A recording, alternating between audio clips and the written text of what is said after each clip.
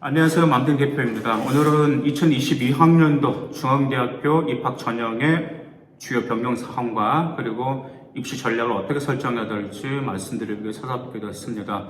먼저 변경 사항 간단히 말씀드릴게요. 지금 수시 지역 균형이 신설되었잖아요. 그래서 학생부 교과 지역 균열이 6.6% 증가했고요.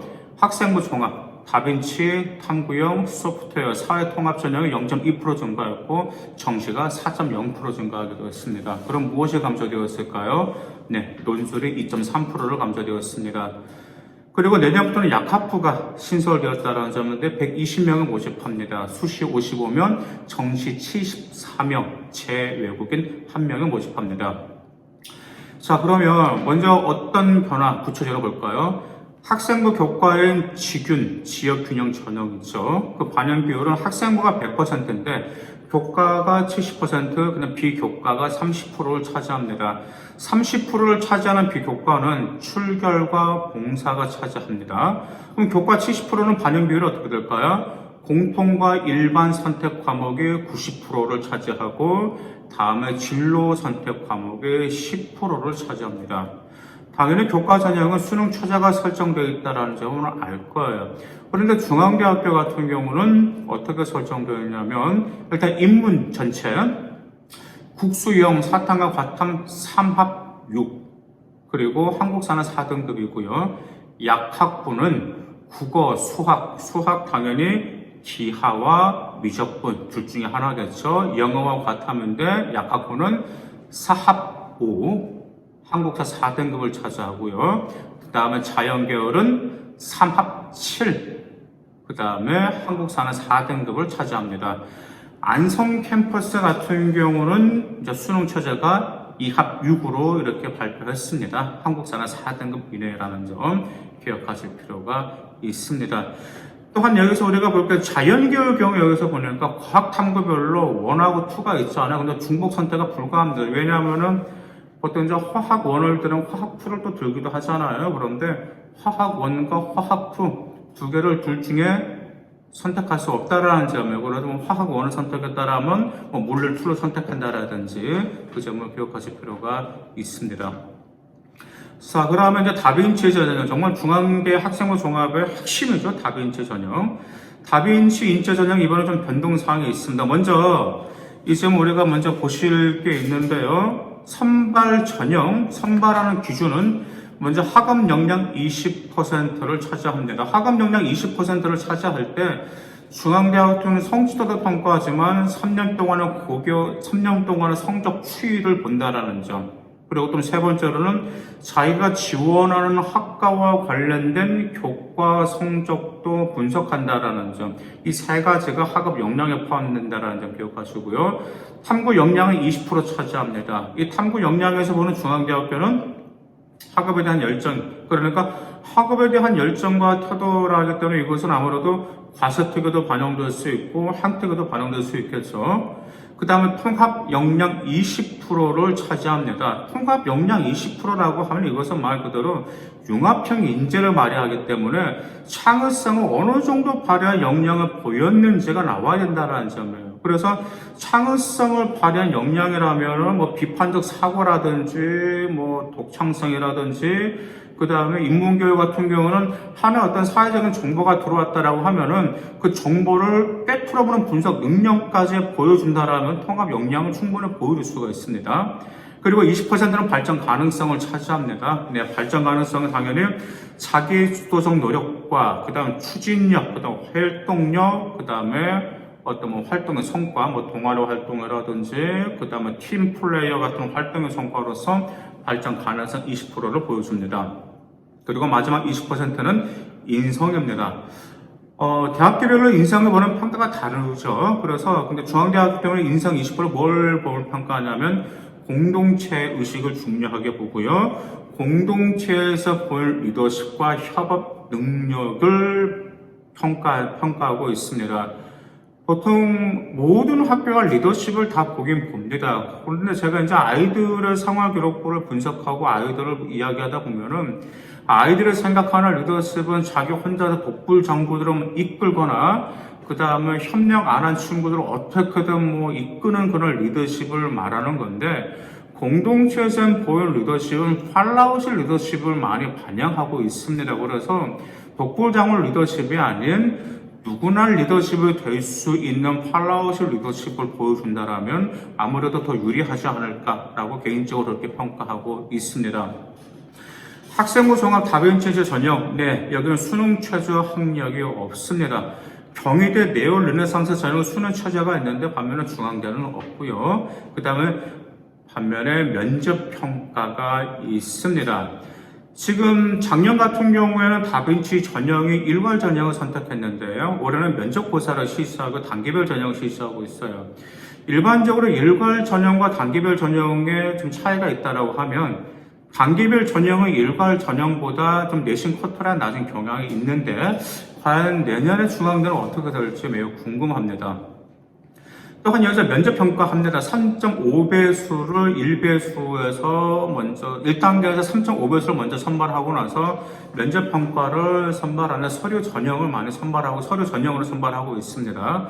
근데 서류 전형 선발이라고 하면 학생들 같은 경우 실수하는 게 많이 있어. 이번에도 제가 뭐 이화여대라든지 이제 고려대 이 학생들 뭐 이렇게 면접을 준비해 주면서 서류 전형 준비라고 하면 아이들 단지 자기가 했던 상기부 했던 활동 과정만 기억하려는 게 있어요. 그래서 자기가 무슨 활동을 했구나 그래서 그 과정만 기억하는, 절대 그게 아닙니다. 서류 전형 같은 경우는 상기부와 자기소개서의 자기 활동이 아니라 그 활동을 왜 했는지 그 동기, 그리고 그 활동으로 인해서 무엇을 변화가 되었는지, 그리고 그 활동으로 인해서 자기 자신이 대학교에 입학한 때면 어떤 학업 역량으로 더 공부를 하고 싶은지 그 점까지 염두하면서 면접을 준비하셔야 됩니다. 단지 활동을 나열하는 것은 절대 아닙니다. 왜요? 이미 평가자는 생활기록과 자기소개서를 통해서 여러분들 활동을 다 알아요. 그런데 굳이 또 활동을 말한다는 것은 평가자가 지루하게 만들거나 짜증나게 만들 수 있기 때문에 동기와 앞으로의 자기 자신의 포부, 대학교 들어가서 어떻게 공부할 것인지 그 점까지 준비하시기 바라겠습니다. 다빈치 전형은 대부분 일반고 학생들 지원합니다. 그래서 지원자 70% 내외가 평균 2등급인데 3등급 때도 30%가량의 합격한 사례가 있기 때문에 자기 자신의 비교과 활동, 다양한 활동으로 충분히 자신 있다 싶으면 3등급 때 노려볼 만합니다. 그 다음에 학생부 종합의 탐구형 인재 전형이 있습니다. 아이들 종종 물어봐요. 선생님, 다빈치형과 탐구형 인재 전형 중에 자기는 탐구형 인재 전형을 지원하겠다라고 말하는 학생들이 있습니다. 그 이유가 무엇일까요? 다빈치형보다 내신 커트라인이 낮기 때문에 그렇습니다. 그런데 인재 전형 기준은 다릅니다. 먼저 탐구형 인재 전형은 탐구 역량은 30% 차지합니다.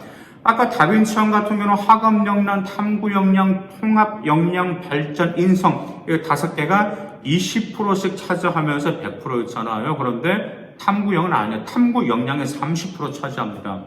그래서 다빈치형보다 학업의 깊이라든지 탐구 능력이 핵심인데 무엇보다도 구체적인 과정이 필요합니다. 그래서 자기 진로와 관련된 보고서를 작성하라든지 그 점에 단지 그냥 뭐 다빈치형식이 아닌 좀 더 심도 있으면서도 프로페셔널한 느낌이 난 그런 구체적인 과정이 반드시 필요합니다. 그 다음 또한 전공 적합성의 30% 차지합니다. 매우 많이 차지하죠.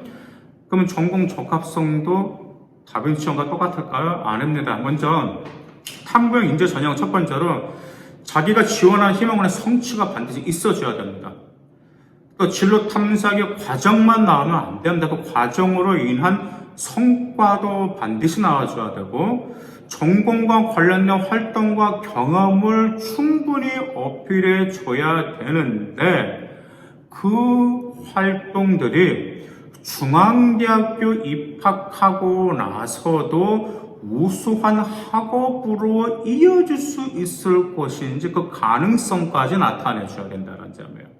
그러니까 매우 굉장히 정말 철저히 준비해 줘야 된다는, 다시 말씀드릴게요.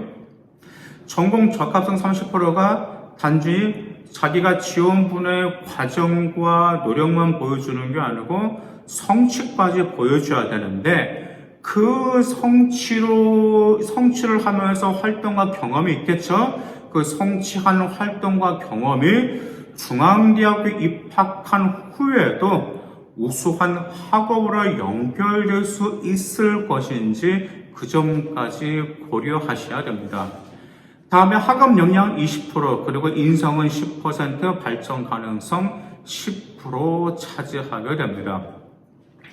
그래서 탐구형 인재 전형은 정말 금방 탐구 역량 30%, 전공정은 30%, 이 점을, 이 두 가지만 고려한다 하더라도 어느 학교가 더 유리한지 아실 거예요. 대부분 탐구형 인재 전형 50% 이상의 특목고와 자사고 학생들을 지원하고 있습니다. 서류평가상 그 학생들을 유리할 수밖에 없습니다.